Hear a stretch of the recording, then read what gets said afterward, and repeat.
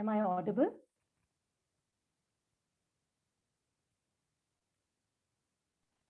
Yes, Nidhi, yes. Thank you. Thank you so much. Namaste, everyone, and a very, very good evening to all of you. I'm pleased to inform you all that our guest for the evening, Arvind Gupta ji, has just joined us for the Samvad today. We are truly, truly honored by your presence among us today, sir. My name is Nidhi Goswami, and I've completed my master's degree in international relations from the South Asian University, and I'm currently pursuing a PhD in Center for South Asian Studies, School of International Studies at JNU. Now, proceeding with today's discussion, at the very outset, I would like to apologize to all of you if there might crop up any technical glitches, because here I am sitting in the city of Dehradun, and it has been raining since morning, and it's really cold out here. So now proceeding with today's discussion, this is the 24th episode of the Samvad Conversation series, and I would like to give a brief introduction about our initiative Samvad before we proceed any further. As many of us already know, that Samvad is an online student-led monthly lecture series at the South Asian University that brings together both Indian and international students in a free-flowing discussion of ideas. The very word Samvad signifies dialogue and discussion, which is an age-old Indic way of learning and exploring ideas. And as a part of this lecture series, we plan to discuss Indian cultural history, diversity, and its civilizational and international identity, which are usually topics that are left out in the present academic discourses. Now, a brief introduction about our very, very distinguished guest, Shri Arvind Gupta ji. Arvind Gupta ji is a retired Indian Foreign Services officer of 1979 batch. He has served as the former Deputy National Security Advisor and as a Secretary at the National Security Council Secretariat from the year 2014 to 2017. He had been the Joint Secretary at the NSCS on deputation from Ministry of External Affairs from the year 1999 to 2007. He has a wide-ranging experience in dealing with a wide range of national security issues within the NSC structures and of interaction with in official capacity with delegation of other countries. He has served as a Director General of the Institute for Defense Studies and Analysis, that is the IDSA, which is in New Delhi, and has held the Lal Bahadur Shastri Chair on National Security at the IDSA. He has conducted Track 2 level interactions with think tanks of other countries. And as a career diplomat, he has served in Indian diplomatic missions in Moscow, London, and Ankara. He has dealt with Afghanistan, Kashmir, the Soviet Union, Russia, and Central Asia in the Ministry of External Affairs. He has a MSc degree in physics from the Delhi University. He has been a visiting member at the Tata Institute of Fundamental Research. He also has an MPhil and PhD degree from the School of International Studies, JNU. So we share that alma mater. Arvind Gupta ji is interested in problems of national and international security, foreign policy, issues of defense strategy, ancient Indian thought, nation building, science and technology, etc. He has written 4 books and has co-edited several. His book, How India Manages Its National Security, was published by the Penguin Random House in 2018. Certainly a very, very glorious career. And we are quite excited to have Arvind Gupta ji today with us for this discussion. And with this, I welcome him again and request him to take us through today's theme, which is the need for a new narrative for the modern world. And he has the mic to him for the next 20 minutes. Thank you.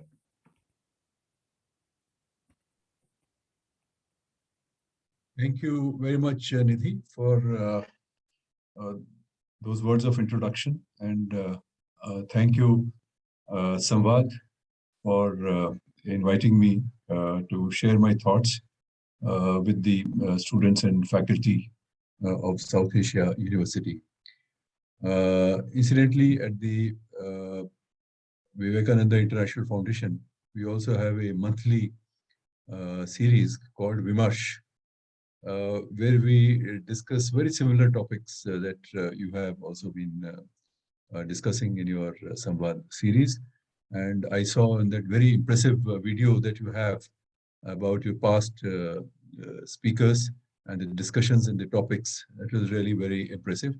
So congratulations, I think a very well done work, very wonderful work that you have done, and also starting and focusing on topics and issues which are, as you very rightly said, are left out of our discourse.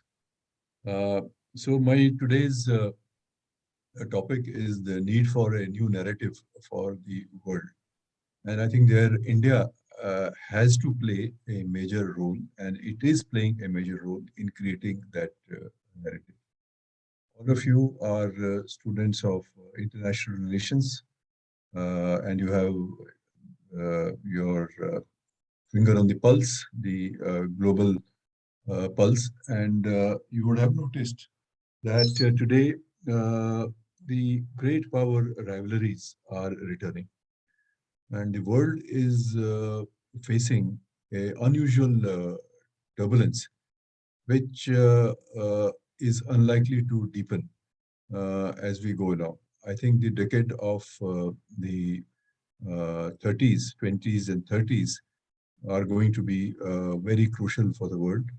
And if you look back 100 years ago, this was also the time when world was in great turbulence, and we saw two world wars, and millions of people died, and we saw the birth of a new order after the Second World War, which was the rise of, I think, with the demise of Germany and the rise of a new power, which namely the US, and its a meteoric rise in its influence. And today we are seeing some similar trends in the third decade of this century. We are seeing that the world has seen some major turbulences in the last few years. And one of them we are experiencing right now, and which is the spread of COVID, and how COVID is going to change the narratives, the way we behave, the way we act, and it is already having major social impact, economic impact, and also geopolitical impact. But in the backdrop of this pandemic, we are also seeing the deepening of the tensions in the world. And as we speak, I think Europe is going through a major phase of turbulence. Ukraine is now the new hotspot. Well, it has been there, but I think it has become a hotspot, and international hotspot. In fact, so much so that 6 months ago, we would probably focus on South China Sea or East China Sea or Taiwan and so on. But the attention today is riveted on Ukraine. I don't want to go into the politics because there's not enough time. But the point I want to underline is that we are now at the cusp of a transition to a new world order. But perhaps the next few years are going to be chaotic and turbulent. And this is also the time when we see multilateral system is under great stress. And the United Nations and the UN Security Council, etc., though there are lots of meetings and so on, but their ability to find solutions to global problems is very limited. And the UN Security Council itself, which is permanent members, are unable to agree on any solutions to the major problems. And even when we know what the solutions are, for instance, in the case of climate change, but there's a lack of political will to act on those solutions. So I think we see that sense of crisis today in the world. And there is a lot of violence, there is a lot of crime, the rise of organized crime and terrorism linkages, the cyber crime, and so on. So there are many, many problems in the world. It's not that the world earlier did not have problems. The world always had these problems. But there is also then the need to find solutions. So that is, I think, one part of my lecture that I'm delivering today. The second part is that India is rising, and I think time has come now for India's rise is quite obvious. It's visible to everyone. But for India to rise, we need to have a proper narrative. Every country that has risen in the past has had a narrative. Good or bad is not the point, but a certain narrative. The US had a narrative. It's, manifest destiny, exceptionalism, global policeman, etc., etc. This is how the narrative is defined. Even China, which is rising, also has a certain narrative. They also say that there is a century of humiliations that they have to overcome. They say that Belt and Road Initiative is a public good.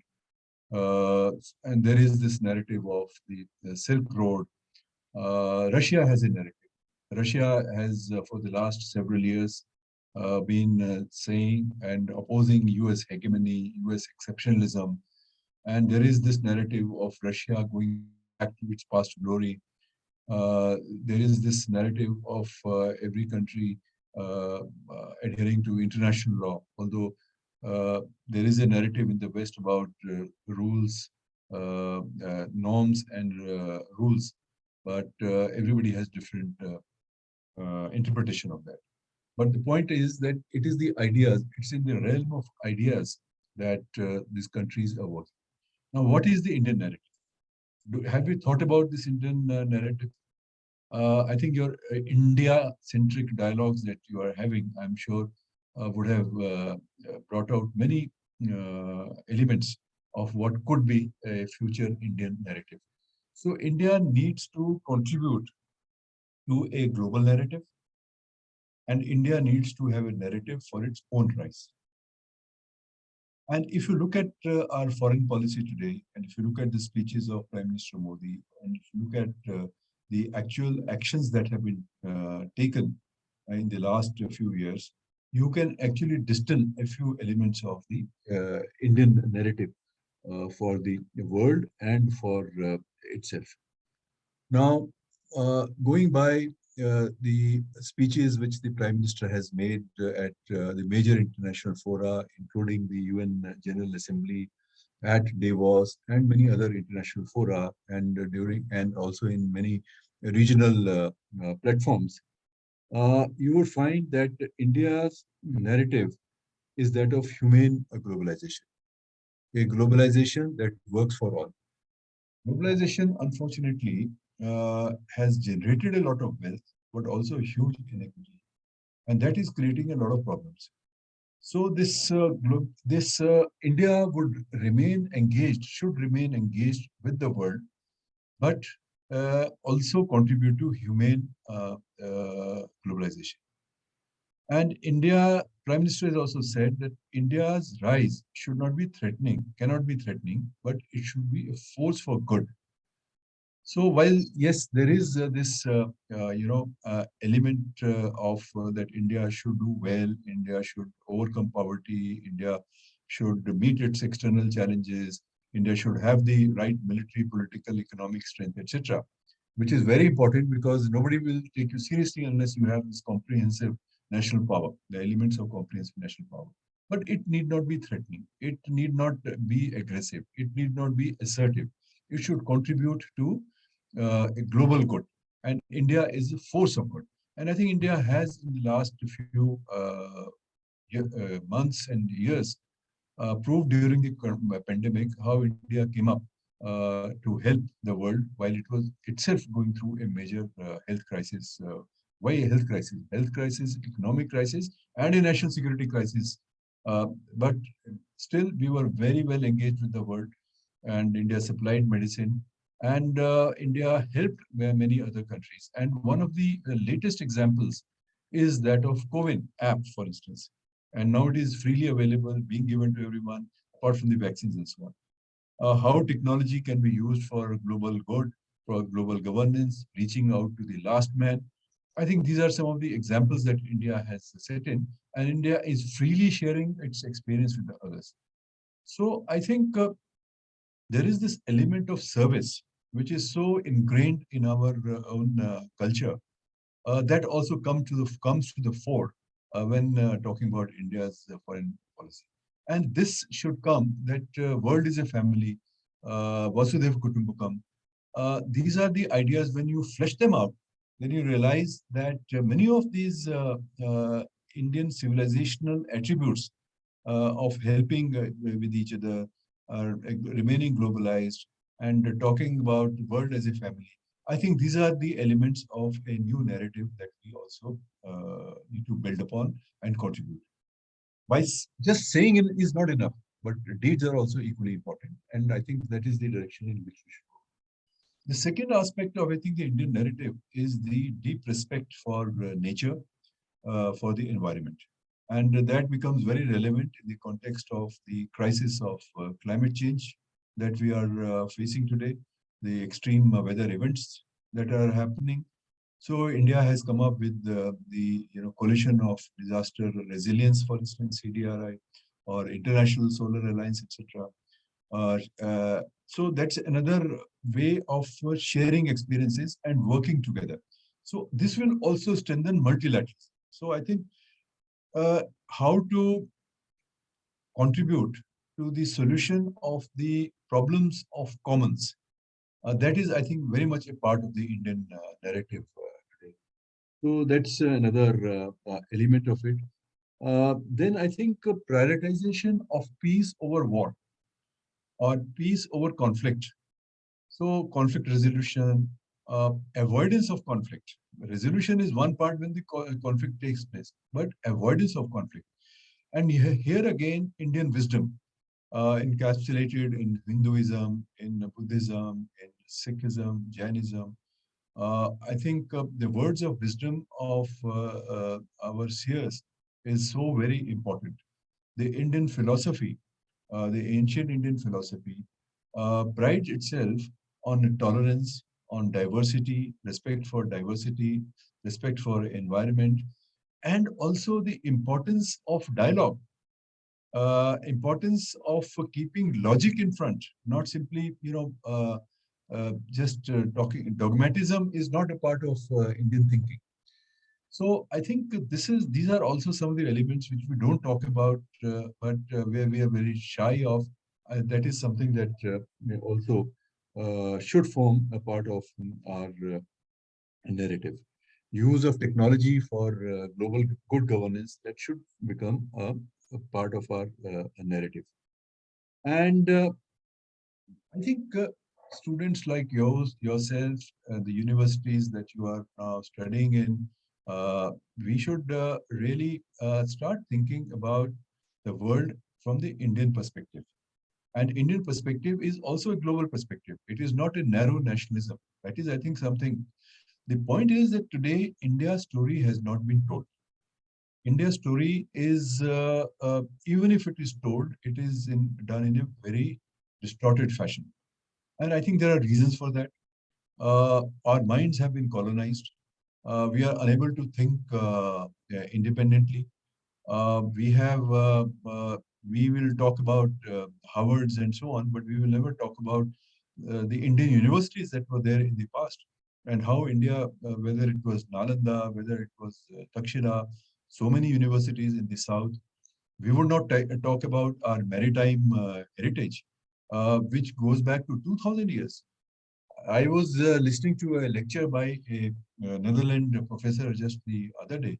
She's working on archaeology, and she has come out with some fantastic archaeological objective finds, which shows that 300 years before the Roman Empire came, the Mauryan Empire was globalized, and it was trading with the Egypt and with the eastern coast of Africa. And the evidence of this is in the archaeological finds in these areas, where huge amount of pottery, huge amount of pottery has been found. And when they did the chemical analysis, they found that this had the soil of the south of India and Sri Lanka. So, and this is not taught in our history lectures. And in history, we are still teaching Aryan invasion theory, which has a zero archaeological evidence. So I think we need to have an objective study of our history. We need to pay far more attention on archaeology, on linguistics, on coins, etc.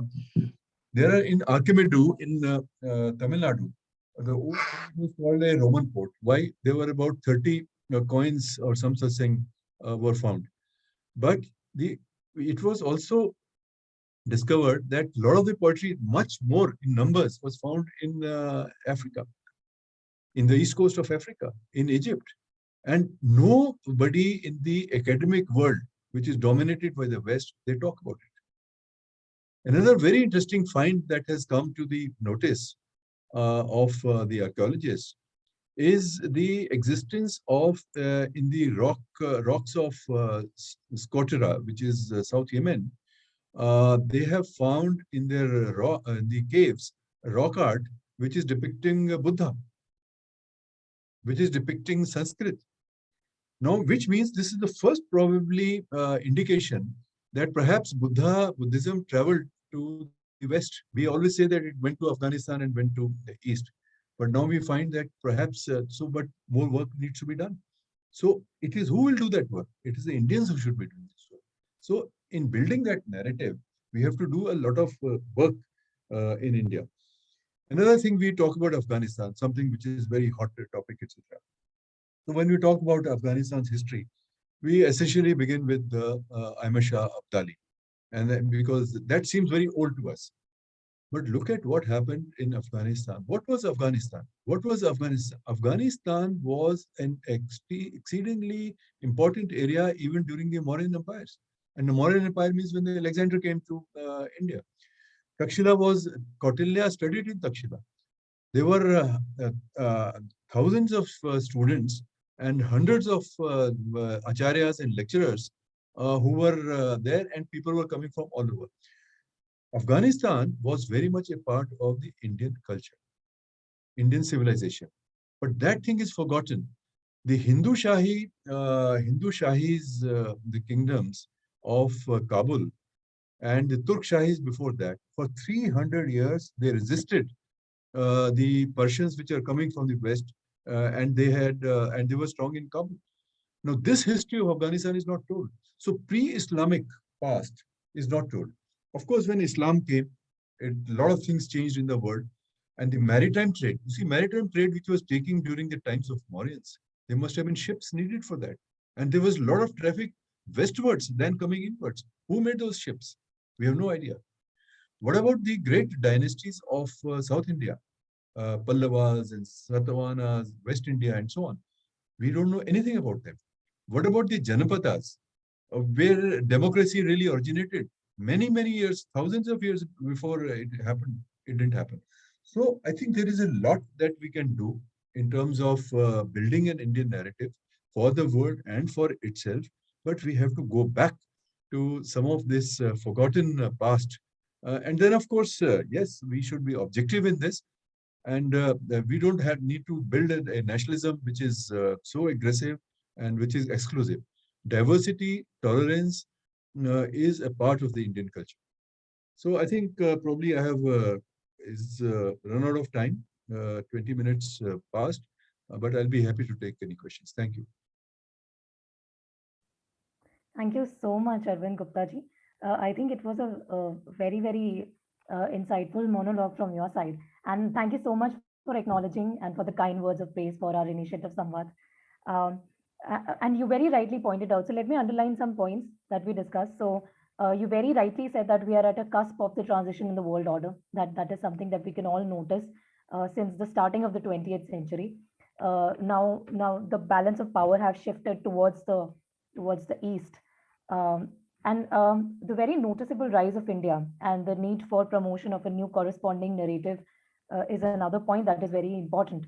And you very rightly helped underline the undercurrents of India's foreign policy for us, sir, because these are things that you articulated really well. You talked about the need for not just the need for, but the current policy of humane globalization for India, which could also be due to the effects of the globalization that has resulted in the income inequalities, the problems like climate change, and And like we have seen a pandemic that reminded us of the fact that diseases know no borders.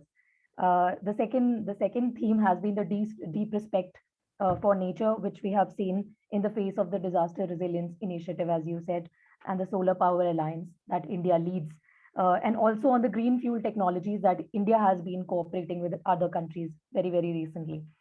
Also, the third point being the avoidance of conflict that is embedded in India's religious culture, which is another important point. And very significantly, your point on the fact that India's story has not been told. So, sir, in IR as a discipline as well, when we study it, we're always taught that IR has more or less been a very American discipline. And we here at the South Asian University as well, we try to incorporate as many elements from India's past in our research papers as well. So that has been a, a practice in the university as well. All right. So, sir, now we'll move on to the question and answer round. And so these are questions that we have received from our audience during the registration process itself. And a few among them are those that we have shortlisted. And so shall we start with the question and answer Sure. answer? Right. So the first question says that, sir, a large-scale propaganda warfare is being waged against India from foreign soil, be it from Canada or from the US. Biased Indian journalists spew venom against India, and the Western lawmakers also spread misinformation about our policies. Where is the much acclaimed pro-Indian lobby in Western nations? Can we not build a strong lobby like Israel and Jews have?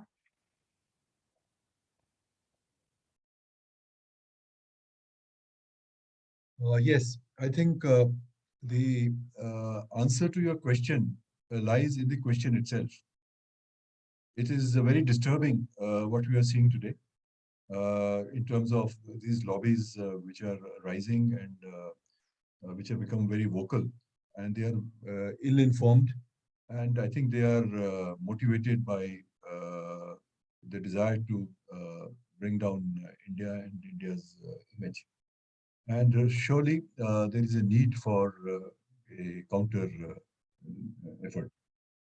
But as I said, you see, lobbies, etc., is fine. I mean, we should build lobbies, and people should, launch efforts. And the discussions like what we're just conducting are a right step in that direction.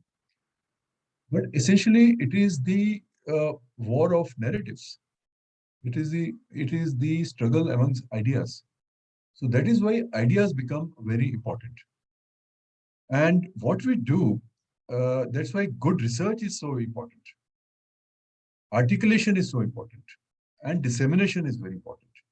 So once we, generate ideas, the force of ideas itself, that is the first thing that we have to do. Apart from, building lobbies and the government doing this or this university doing that, etc., that is all very fine. But it is very important that what we say and do is very well backed by good research and good thinking. And then comes the articulation, and then comes the dissemination. So I think today's talk about the narrative, and now I notice that a lot of people are talking about the need for a narrative, etc., is very important. But it is equally important that young students like you should take it upon themselves, because you are the people who have the energy and the resources and the desire to build that Indian narrative. The Western IR theories have proved to be ineffective. They have promoted peace, they have promoted conflict and war, but because everything is rooted in power. Yes, power is very important, but it has to be tempered somewhere. It has to be tempered with, some wisdom. Mahabharata was all about war, but Mahabharata we remember not for the war only, but for the wisdom that Krishna gave to Arjuna in the battlefield. So battlefield was the occasion to bring that knowledge up and give it. So I think it's not the Pandavas won the war. That is why we remember Mahabharata. We remember Mahabharata for these very stories, of course, lovely stories that are there. but also for the message of Gita. So I think narrative is very important. That's what we should be building. And India, anyway, is need not feel insecure with these attacks, and that is more in the realm of politics. And yes, there should be a counter political action. But Indian civilization, etc., is strong enough, and we should have confidence in ourselves. Right, right. Thank you so much. So the second question says that we can see China's large-scale information and propaganda warfare taking place all over the world. They seem to have infiltrated different sectors, be it media or entertainment industry, or even the parliament, as we saw recently in the UK. Is this not a serious threat for India, and how well is India prepared for that? You see, when it comes to wars and conflicts, we are seeing the emergence of the hybrid wars. And propaganda is very much a part of that hybrid war. It's not that propaganda was not a part of warfare earlier. It has always been, and it will remain so. But now new technologies are being used. And today, social media, etc., have become. ये क्या हो गया है? Yeah, Uh, okay. Some glitch in so there. you Can you are hear both me? audible and visible to us. Okay, something happened in my, maybe the screen just went blank. Yeah. So, yes, when it comes to statecraft and when it comes to the comprehensive national power, we have to be strong in every field. Then only we'll be able to counter all this. And specifically, I think India should take note of the hybrid warfare and, the presence in social media, the articulation that I mentioned, and the way we articulate it, the frequency of articulation, and what we articulate, if that is backed, you see, ultimately, Satyamev Jayate, the truth wins. So that I don't think we should, just because China, etc., is doing this, you cannot just exactly follow that. Build a good narrative, disseminate it, and use all the technologies that are there. Be alert, and I think you will be able to handle it. In any case, what is happening to China? You look at China's soft power. There is a backlash against China in every single countries where they have promoted BRI. Their greatest friends are today, there are problems there. In Central Asia, for instance, where BRI is very strong, in even Pakistan, where BRI is very strong, in Sri Lanka, where BRI is strong, there have been problems. There have been, protests and so on. So, you see, propaganda doesn't take you very far. But yes, it can do a lot of damage, and we have to be, there are any number of means and ways of doing it. We should be certainly investing in that. So I think it's important to build a narrative and also learn how to disseminate. In fact, India has a problem. Indians do not pay enough attention to the narrative. I think कि सब अपने आप हो जाएगा, सब ठीक हो जाएगा. I know we have that kind of attitude that we don't. I think we are much more tolerant. Perhaps sometimes we are so tolerant that the intolerant have a field day. That also should not be allowed to happen.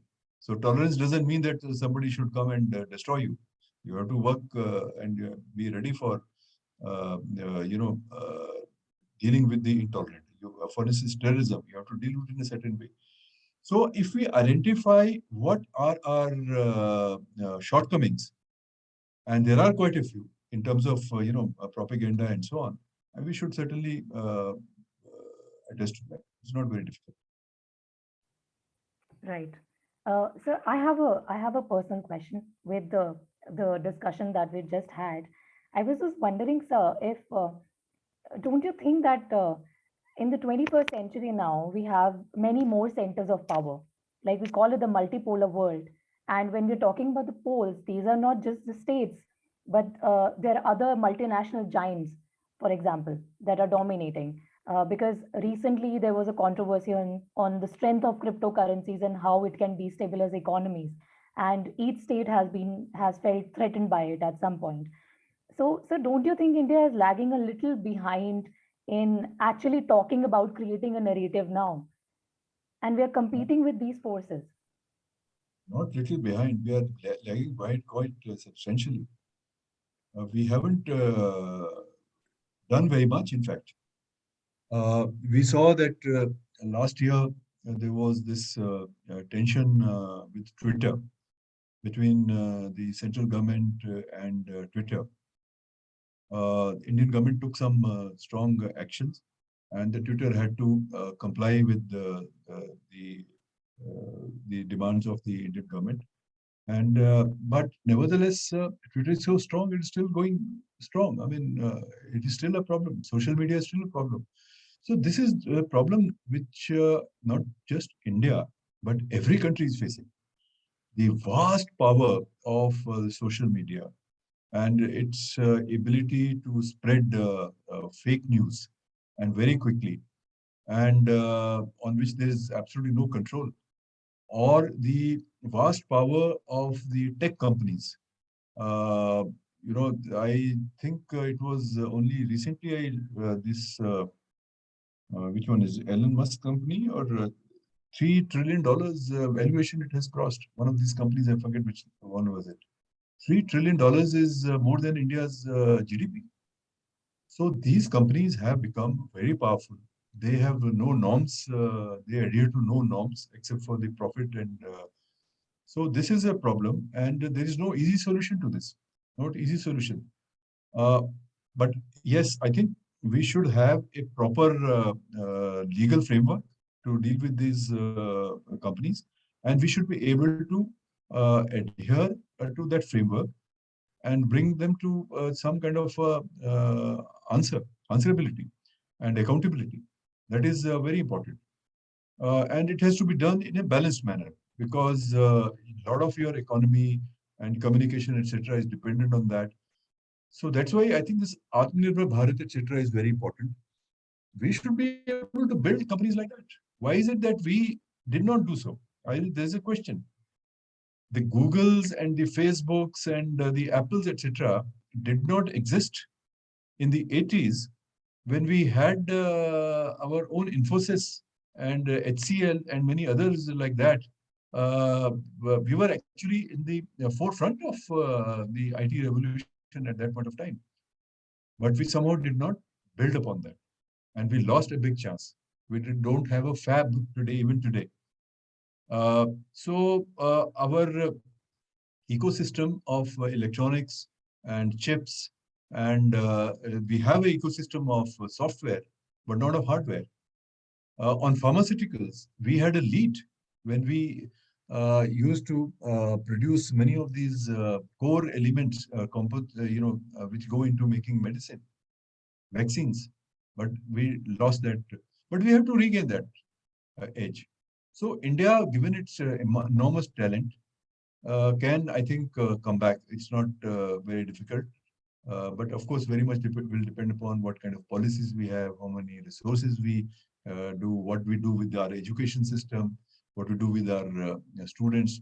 The tremendous brain drain that takes place out of India is nobody's business. So I think all of us will have to first address these problems. In fact, I have written a book recently. It's called Opportunities for India in a Changing World, where many of these issues that you have raised are discussed. And my conclusion is that India has a massive potential, realizable and being realized, and as it is visible in the unicorn and the startup space, for instance. But we have to have a coordinated strategy. So that is what we have to work on. Right, rightly said, sir. We have a corresponding question with this. So I'll take the next question, which is similar to the one that we just discussed. So the question says the slogan of Atmanirbhar Bharat has raised several eyebrows, including those of eminent economists. There is a fear that India's economic policy may revert back to its protectionist days. What does Atmanirbhar Bharat stand for now? What role does this new narrative that we're talking about plays in that Atmanirbhar Bharat? Very good question. And I would refer the students to a recent book that the VIF has published. It's called Atmanirbhar Bharat. This is an edited book, edited by Shri Gurumurti ji and myself. And it has a message from Mr. Modi also. And it has about, I think, 18 or 20 essays written by prominent people who have examined Atmanirbharta from different angles, from the national security angle, from economic angle, from social angle, education, labor, science and technology, and so on and so forth. In all its manifestations. I would very strongly urge uh, the students to read that book to get a view of what Atmanirbharta is and what Atmanirbharta is not. Atmanirbharta is not protectionism. Atmanirbharta is not abandoning engagement. Atmanirbharta is building your inherent strengths and making them global.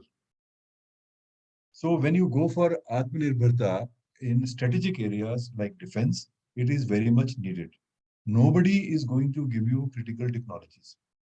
If you are languishing only at about 0.7% of your GDP on R&D, there is no Atmanirbharta.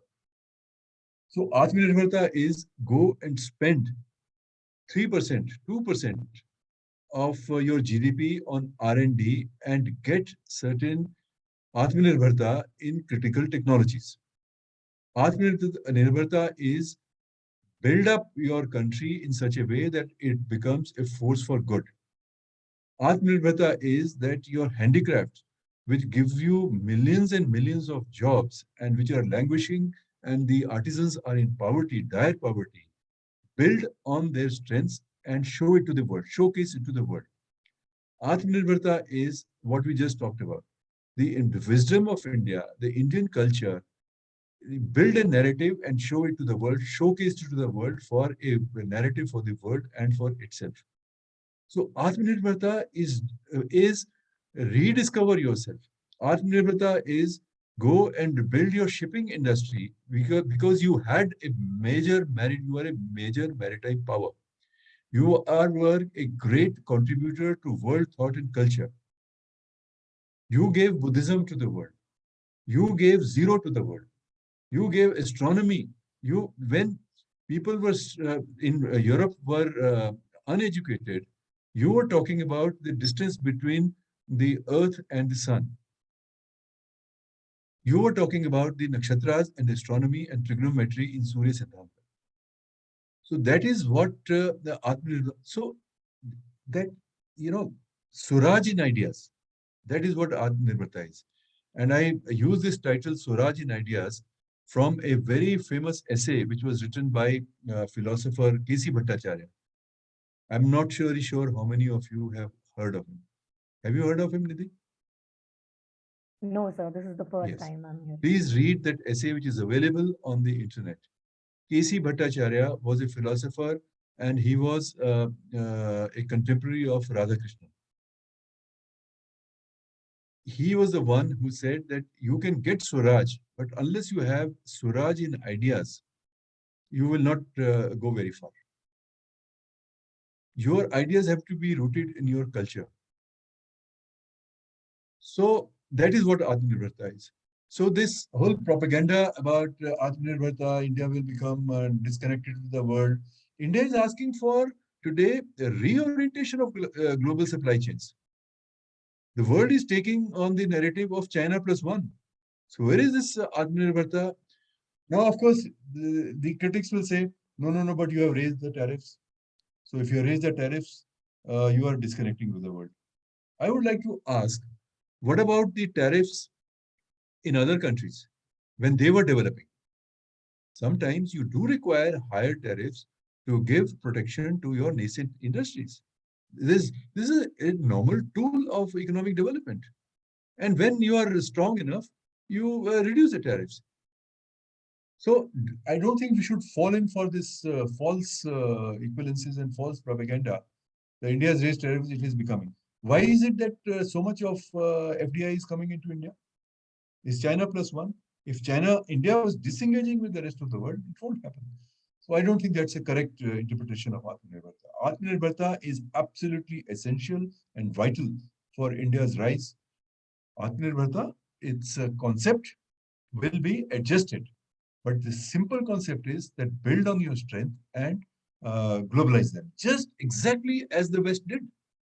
And nobody, and what about the West when they went and they imposed the sanctions and tariffs on everybody else? So I think we have to be realistic and we should examine the criticism a little bit more deeply. Right. In fact, the United States of America had been in an isolation period for the first 100 years after its independence. Yes. So that was exactly what it was doing, building itself from within. Yes. Right. So maybe take the next question. Yeah. So it says that Indian spirituality is deeper than the oceans and taller than the mountains. Vivekanand has shown us a path in which nation building can be done, keeping in mind the spiritual foundation of India. But what aspect of Indian spirituality do you think is most applicable in the modern world, especially when it comes to geopolitics? Examine India's spirituality. Just the simple messages which are spiritual. The yoga, for instance, the yoga, mind, body, and soul. Think of meditation. Think of the diversity and the harmony in diversity. Or the message which comes out of Hinduism, Buddhism, as well as Jainism and truth and non-violence. Non-violence, when I say in a much broader sense. Now, the search for truth, for instance, for which, all the Shastras and Upanishads were written essentially searching for the truth, accommodating the ideas of the others. So, Nastic, for instance, those who do not believe in God, they're also accommodated. Materialists are accommodated. This great respect for diversity, I think that's one very big message.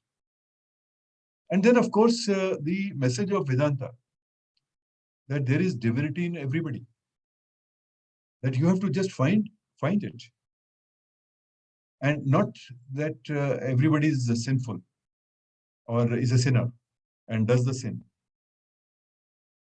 So I think there is a lot. First, we have to study all this and just look at the dialogue between Yamraj and Nachiketa.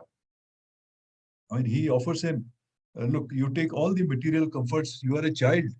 Why do you want to come into that spirituality and look what comes out of the discourse or the message of the Gita that we talked about, the Vivekananda you mentioned, Vivekananda nation building, but how?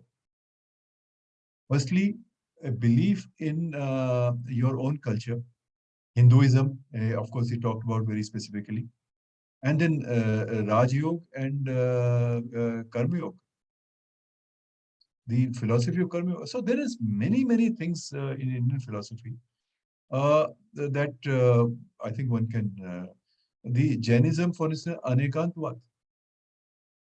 There are so many perspectives which can coexist, which is really what you need in today's world. The connection between different forms of life, the respect for nature. We are doing a collection of Shanti mantras from the Rig Vedas, and there are hundreds of them, not one or two. How many people know about that? So you should have peace. You should have peace in the world. You should have peace around you. The natural forces should be peaceful. The earth should be peaceful. The crops should be peaceful. And I bow to you. Let my life be peaceful. Let my children be peaceful. Let my cattle be peaceful. Let peace be everywhere. Can you have a better message than this in today's conflict-ridden and violence-ridden world? So there's so many messages. And I think recourse to that kind of a thinking is so very essential to build a narrative for today's world. Right. And so, where do you think Kautilya's realism stand in such a narrative? See, Kautilya's realism is also rooted in dharma.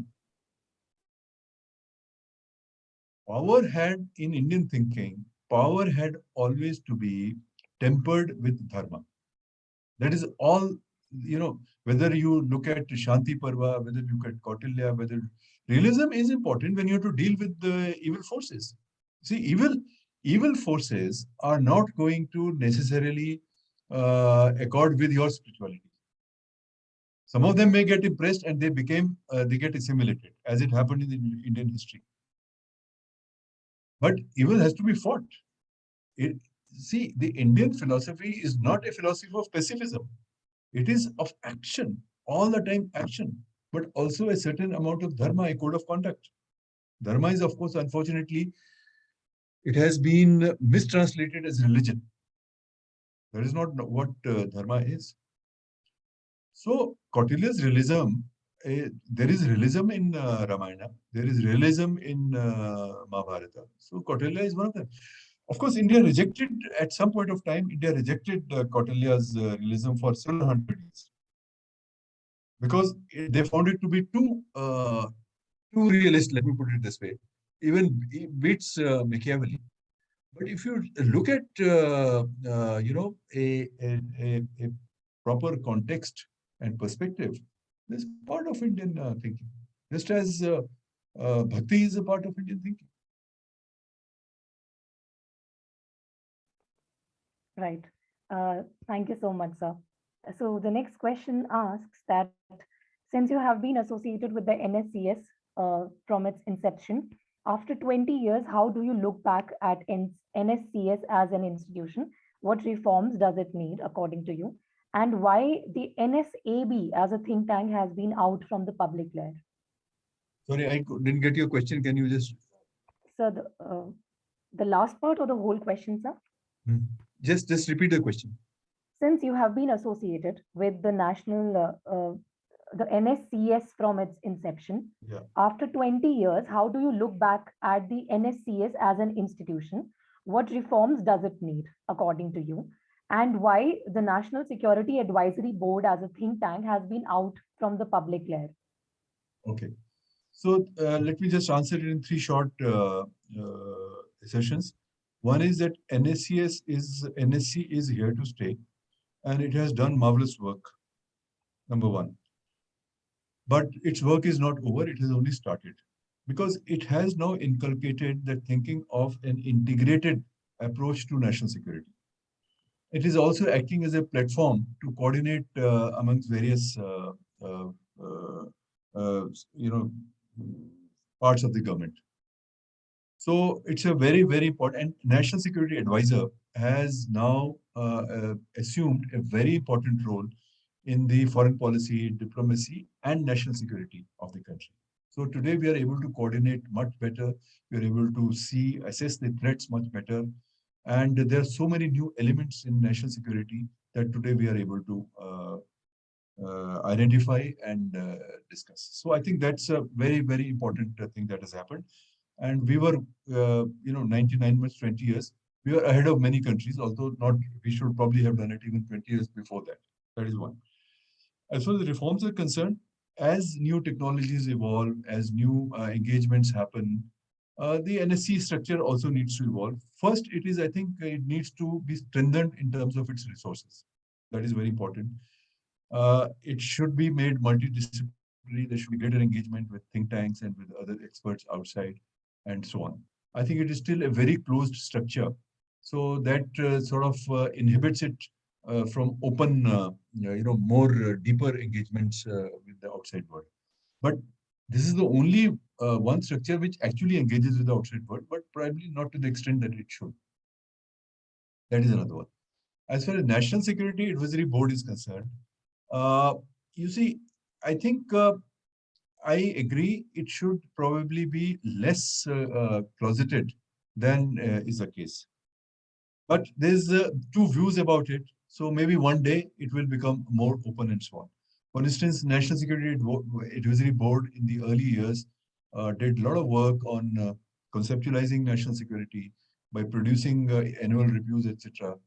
Though many members of the National Security Advisory Board at that time felt that it should be made open, but the government of the day, in its wisdom, decided not to. Maybe there was a certain diffidence about going public with assessments and so on, because you can be held to those assessments. And so I think the government's function in a certain way. It's not always possible to carry out some very sensitive discussions and assessments in a completely closed, open way. So certain amount of confidentiality in anything that the government does is very important. Otherwise, it all becomes a public spectacle. Something will happen and suddenly it will all be in the newspapers and all kinds of views will be expressed, and that is not necessarily good. So a balance has to be found. But now we see that a lot of members of the National Security Advisory Board, they write books, they are out, etc. But this is an evolving thing. In terms of major reforms, I think the role of the National Security Council should be increased. It's right now an advisory body. Perhaps it should be given more teeth and more power. Right, right. Thank you, sir. So I have a corresponding question to this, which is my personal question. So, sir, how do you think the nature, to what extent has the nature of the, as you had served as the Deputy NSA from 2014 to 17. So, to what extent do you think the nature of NSA's office has changed after 2014? NSA has become very active and a very prominent member of the Prime Minister's team, which deals with national security, foreign policy, diplomacy, defense, and so on. So, and also National Security Advisor carries a lot of very sensitive diplomacy. As for instance, you saw recently when NSA held a meeting of the National Security Advisors of the Central Asian countries. You see, what NSA, the importance of NSA's office is that through that office, you get a engagement with the sensitive parts, sensitive organs of the other states. Otherwise, diplomacy is all with the foreign minister or foreign office and foreign policy elite. And mostly these security elites are kept out. But National Security Advisor, Deputy National Security Advisor, NSCS, etc., they open up these new windows and doors to which otherwise you don't have access.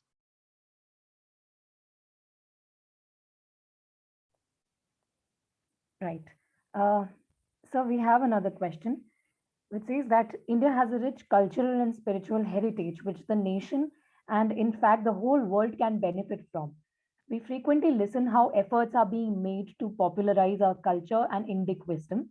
However, very little seems to be actually happening on the ground.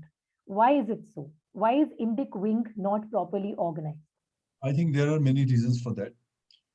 One is that there is a lack of confidence, I think. We have, by way of popularizing, we are sending some dance troupes and, having some exhibitions and so on and so forth. But it is the intellectual content of Indian culture, which means study of our languages, our societies, our scriptures, etc., which we have, I think we don't teach them in our own country. So what are you going to tell the rest of the world? They are going to ask you, are you teaching Sanskrit in your own country? Do you, as you yourself said, a lot of these things are kept out of our discourse. So I think the first and foremost is we must improve our own education system, and we should start paying attention to these things within our own country. Then people will take you seriously. Hello? Yes, sir. You can be heard, sir. Okay. Can you see me also? Yes, sir. Okay. Why is this? Right.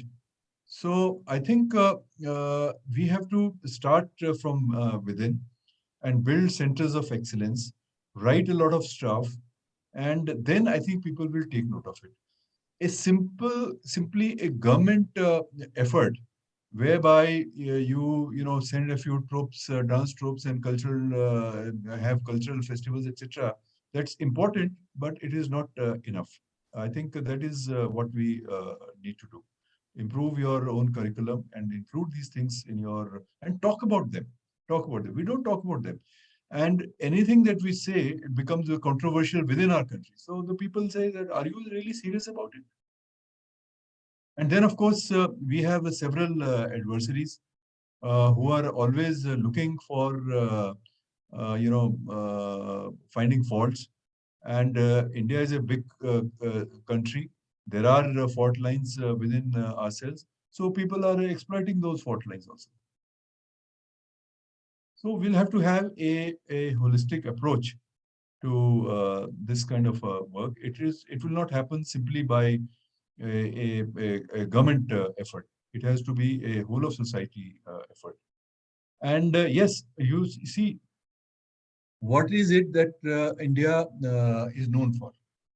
And what is it that India is, appreciated for?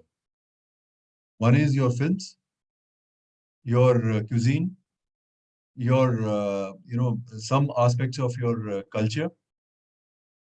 So these are the things which people know you for. But we need to do much more than that, because there is so much in India that needs to be told. So telling an India story starts with first believing in India story. Yeah. Right. In fact, you answered the next question that I had, my personal question of how much role do you accord to popular culture platforms like Bollywood in promoting an Indian narrative that we have been talking about? So you've already answered this. Are you able to hear me, sir? I can hear you, yes, Yes. but I can't see you. So, Okay. Okay, please so go it's ahead. I can hear sometimes you. due to a bad network, right? Maybe. Okay. All right. So, sir, we move on to the last question of the day, Yes. which asks that all over the world, we can see think tanks playing a huge role in shaping public policy, even foreign policy, be Yes. it through narrative building and consensus building or through quality research. It seems Indian think tanks seem to have a rather limited role in shaping public policy or even the public opinion.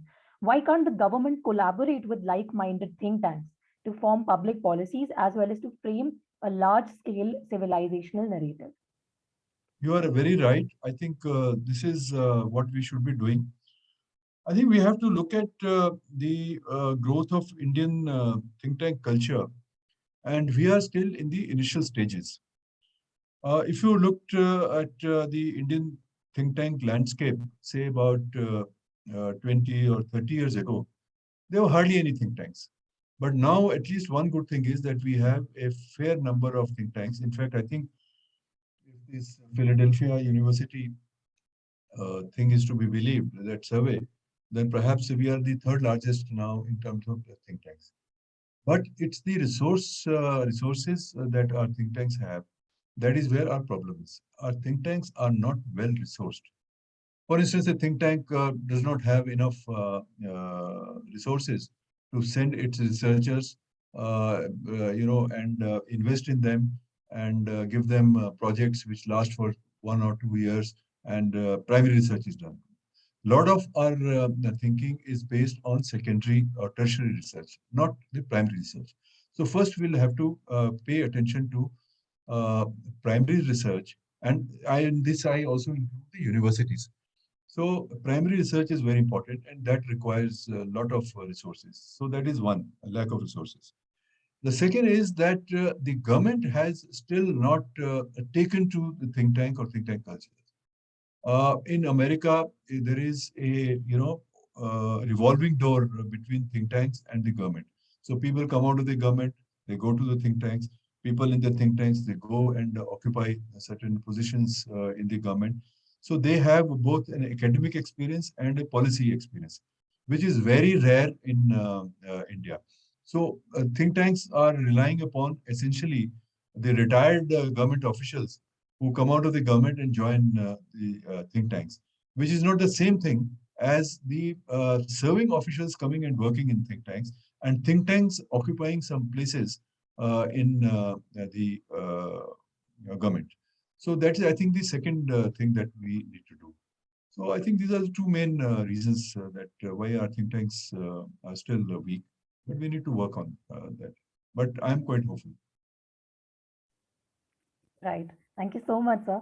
This was supposed to be our last question, but in the chats, I just received a very interesting question from, I think, from somebody who might be a student. Her name is Avni Yadav. So I can see her question, and Avni Yadav wants to ask that, sir, please, ma'am, please ask sir that how does one become a national security advisor? Would you like to answer that question? Well, I really don't know, because there is no one path to that job. And but more seriously, I think today it took almost 3 decades or 4 decades of thinking before the National Security Council was set up. And once that was set up, there was a role that was given to National Security Advisor. Essentially, National Security Advisor is a person who is handpicked by the Prime Minister. So far, at least, that has been our experience. So there is no job description for NSA. There is no advertisement that goes out for National Security Advisor. But people who have been active in the field of security, and there are quite a few of them, very eminent and illustrious people. So the Prime Minister essentially picks up one of them and makes him National Security Advisor. So if you have to become National Security Advisor, first, get a very good grounding in national security, some aspects of national security, and also not just the academic grounding, but policy, which means that you must have worked in the government and have some experience and risen in the ranks and achieved certain experience and expertise, and then perhaps you have a chance. Right. Thank you. Thank you so much, sir. I'm sure you have just helped Avni in pursuing her dream of being in Yes, I'm sure, NSA. Avni, you would become a national security advisor, and I look forward to maybe after 20 years or 30 years. We wish that to happen. Thank you so much, Arvind Gupta ji. And before wrapping up, sir, I have a little request I can see on my screen from my SAMVAD team to ask you that maybe have a vis-a-vis with you at the VIF office very soon. Sorry, have what? We as a team to have an interaction with you. Oh yes, Physical you're welcome. interaction. You're welcome. Right. So my team will soon contact you for that, sir. Very well. Okay. Thank you very much. Wonderfully conducted, Nidhi. You've done a great job. I think you are better anchor than many anchors that we see in the television in the evenings. And thank you very much, the SAMVAD team and all the people who participated in this. And I hope all of you will work towards creating an Indian narrative and keep India first. That I think should be our message to all. My message. Thank you. Thank you. Thank you so much. Thank you so Namaskar. much, Arvind Gupta ji. And with this, we wrap up today's very insightful discussion with our guest, Arvind Gupta ji. And sir, you have made this discussion of Samvad truly memorable, and we have been empowered and enthusiastic to take this initiative forward with much more enthusiasm, with wishing to be joined by you in the near future very soon. And to Thank my you. audience, Thank you. Goodbye. right. Namaskar. Namaskar. To my audience,